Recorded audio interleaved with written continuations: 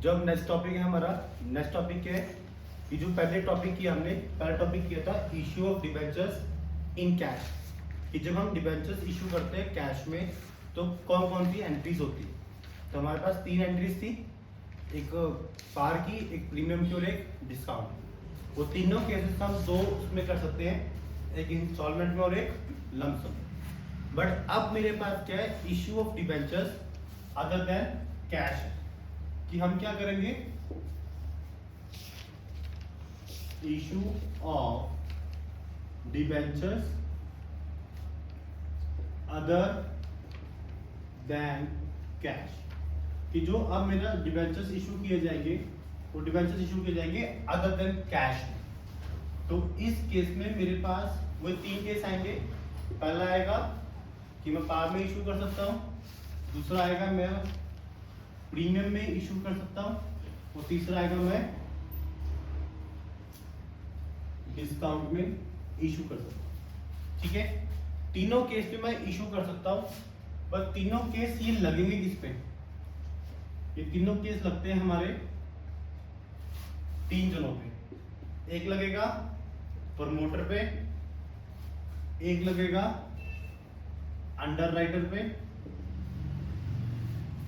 या एक लगेगा वेंडर पे। कि तीनों केसेस वेंडर पे भी लगेंगे, तीनों केसेस अंडरराइटर पे भी लगेंगे, और तीनों ही केसेस प्रमोटर पे लगेंगे। तो उस केस में हमारे पास 3 मेथड्स हैं।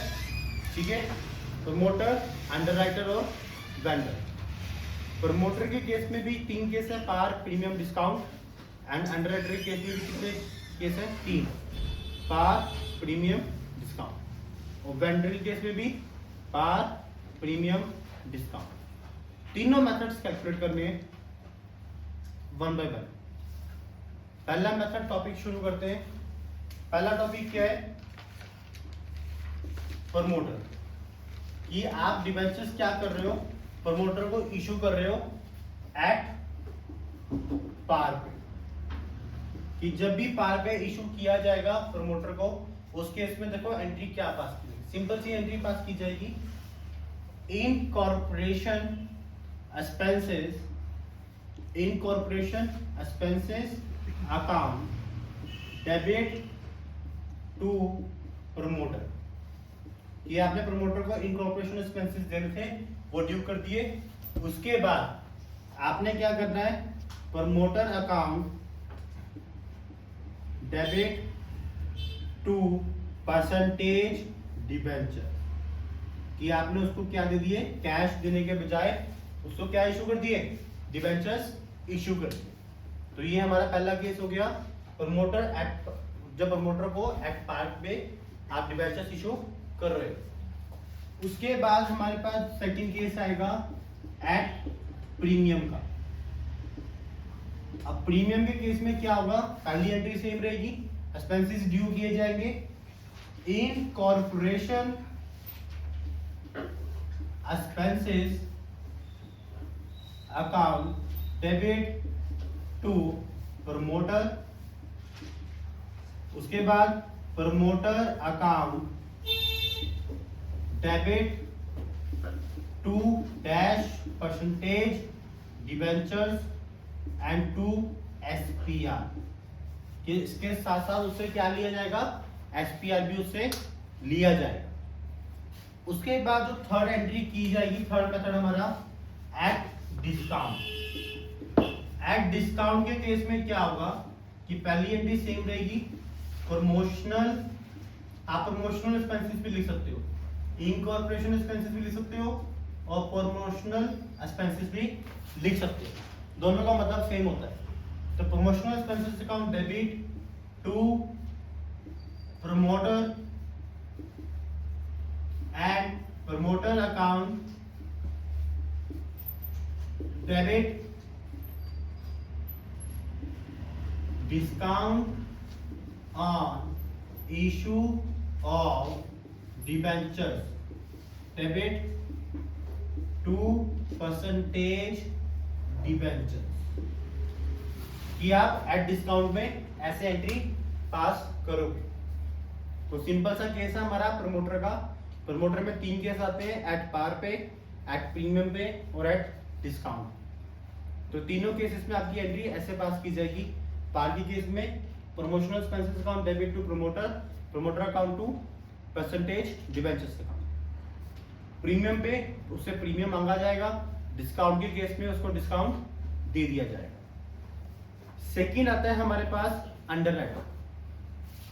अंडरराइटर के केस में क्या होगा, अंडरराइटर के केस में भी एंट्री देखो, वो 3 मेथड आएंगे।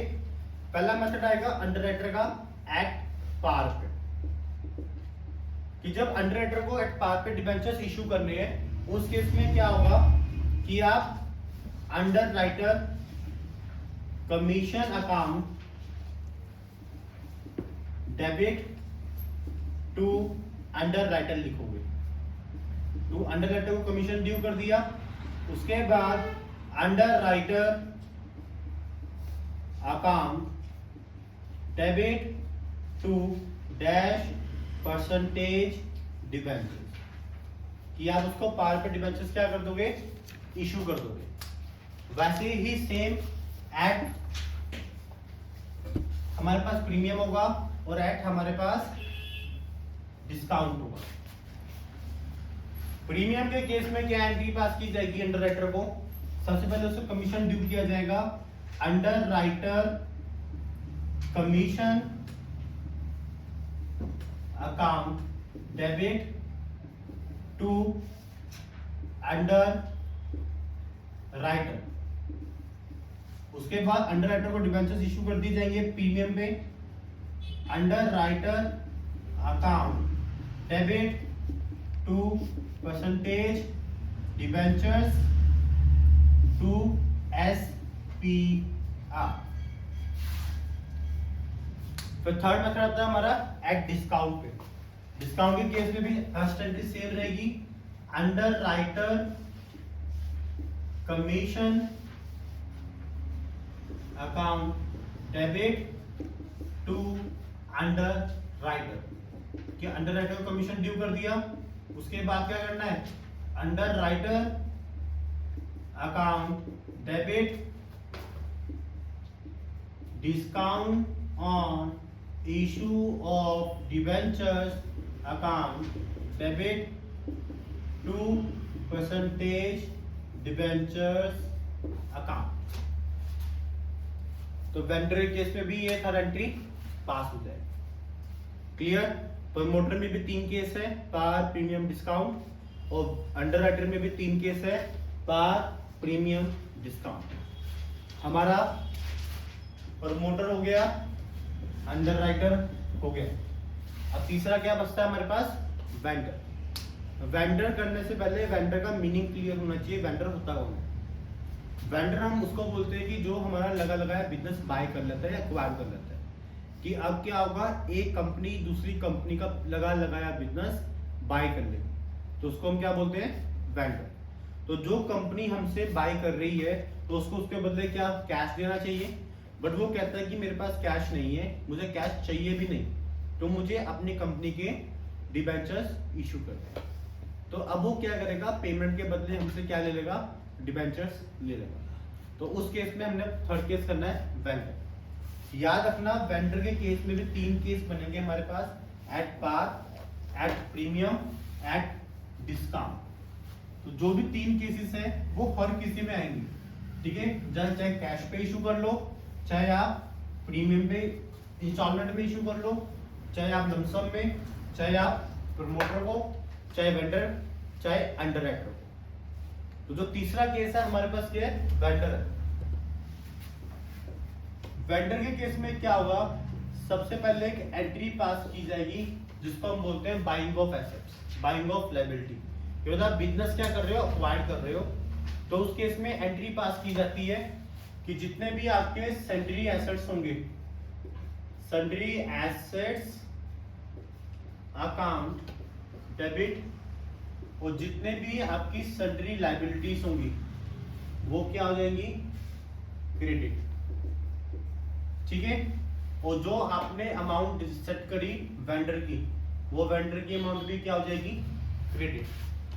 आपने डेबिट क्रेडिट डाल दिया, अगर आपका डेबिट में डिफरेंस आता है तो उस केस में आप लिखोगे डेबिट में गुडविल अकाउंट, कि जो वो डिफरेंस आ रहा है डेबिट में वो किस बात का आ रहा है, गुडविल अकाउंट का। अगर आपका डिफरेंस डेबिट में नहीं आता, आपका डिफरेंस आता है क्रेडिट में, तो उस केस में आप लिखोगे टू कैपिटल रिजर्व, कि आपने क्या बाय करा है, कैपिटल रिजर्व बाय करा। क्लियर? एक बात ध्यान रखना, ये एंट्री आपको वेंडर के केस में सबसे पहले करनी पड़ेगी, इससे आपकी वेंडर की अमाउंट निकलेगी कि वेंडर को कितना पैसा देना है। क्लियर? तो अब यहाँ पे वेंडर आ गए, वेंडर को हमने ड्यू कर दिया कि हमें वेंडर को 10 लाख 20 लाख 25 लाख देना है। तो उस केस में अब जब वेंडर को डिबेंचर्स इशू किए जाएंगे तो वो 3 केस आ जाएंगे हमारे पास। हम वेंडर को इशू पार पे भी दे सकते हैं, ये एंट्री तो कंपलसरी है, तीनों केसेस में ये एंट्री आपको करनी ही पड़ेगी। बस जब डिबेंचर्स को इशू करना है या जो डिबेंचर्स को वेंडर को पैसा देना है, पार के केस में क्या हो जाएगा कि vendor account debit to percentage debentures, कि जितनी भी अमाउंट है उतनी आपने वेंडर को डिबेंचर्स दे दी। उसके बाद सेकंड क्या आता है आपके पास, एटा प्रीमियम आएगा, कि आपने क्या करना है, उससे प्रीमियम लेना है। तो उस केस में vendor account debit to percentage debentures to SPR। तीसरा केस क्या है हमारे पास, एट डिस्काउंट। डिस्काउंट के केस में क्या होगा, वेंडर अकाउंट हमारा डेबिट हो जाएगा और discount on issue of debentures, ये भी क्या हो जाएगा, debit, and last to percentage debentures account. Clear? तो वेंडर के केस में आपकी ये एंट्री तो मस्ट है, ये एंट्री होनी है। उसके बाद जो क्वेश्चन में केस दिया होगा, पार्गल दिया होगा, तो आपकी ये एंट्री होगी बस। अगर प्रीमियम दिया है तो ये और ये होगी, अगर डिस्काउंट दिया है तो ये एंट्री और ये एंट्री पास की जाएगी। क्लियर? तो ये हमारा थर्ड केस था, ठीक है, वेंडर। बट एक बात ध्यान रखना कि जब भी आपको तीनों केसेस में अमाउंट निकालनी है कि प्रमोटर को डिबेंचर्स कितने इशू करने, कि आपको क्या चाहिए, नंबर ऑफ डिबेंचर्स चाहिए, कितने इशू कर रहा हूं, तो उसके लिए हमारे पास एक फॉर्मूला है। वो फॉर्मूला आपको याद रखना पड़ेगा। तीनों केसेस में सेम फॉर्मूला लगेगा, चाहे आप प्रमोटर को पैसा दे रहे हो, चाहे आप अंडरराइटर को दे रहे हो, चाहे आप वेंडर को दे रहे हो। तो उस फॉर्मूले को हम बोलते हैं calculate to number of debentures issue, कि आपने क्या करा, कितने डिबेंचर्स इशू करे इनको पैसा देते हुए। तो उस केस में जो फॉर्मूला लगता है, फॉर्मूला क्या लगता है, परचेज कंसीडरेशन।